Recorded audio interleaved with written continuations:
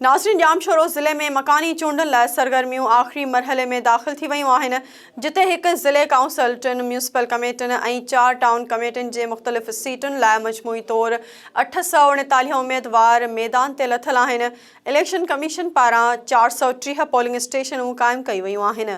वधीक तफ़सील SS news जी हिन रिपोर्ट में। जामशोरे ज़िले में मकानी चूंडनि लाइ सरगर्मियूं आख़िरी मरहले में आहिनि, जिते जामशोरो ज़िले काउंसिल, कोटड़ी, सेवण ऐं ॿोलाड़ी म्यूनिसिपल कमेटियुनि ऐं थाणो बुलाखान, जामशोरो, मांजंद ऐं सन टाउन कमेटियुनि जे मुख़्तलिफ़ सीटुनि ते मजमूई तौरु 839 उम्मीदवार मैदान ते लथल आहिनि। मकानी चूंडनि में मुख्य मुक़ाबिलो पीपुल्स पार्टी ऐं जामशोरो इत्तेहाद जे उम्मीदवारनि विच में थियण जो इम्कान आहे। सियासी धुरियुनि पंहिंजनि उम्मीदवारनि जी कामयाबी लाइ भरपूर चूंड मुहिम हलाई आहे। थाणे बुलाखान तालके में PP जी कमज़ोर पोज़ीशन खे हथी ॾियण लाइ सरदार नबील गबोल खे कोहिस्तान में लाथो वियो आहे, जॾहिं त कोटड़ी जी सीटुनि ते मलक हाउस खे टफ टाइम ॾियण लाइ शोरो हाउस वॾो सरगर्म नज़र अची रहियो आहे। ही जेको दस्तो जंहिंमें गरीब माण्हू, पेरे पंध माण्हू, मिस्कीन माण्हू हुब मां, कुर्ब मां, मोहब्बत मां पंहिंजे वसीलनि सां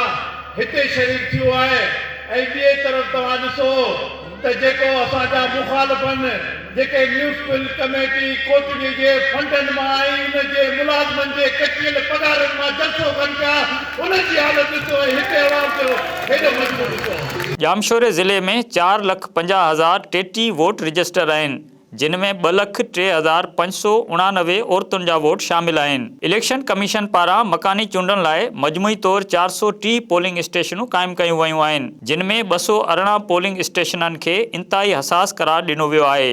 यादि रहे त मकानी चूंडनि में 3 UCs जे चेयरमैननि समेत 36 उम्मीदवार बिना मुक़ाबले कामयाब थी चुका आहिनि।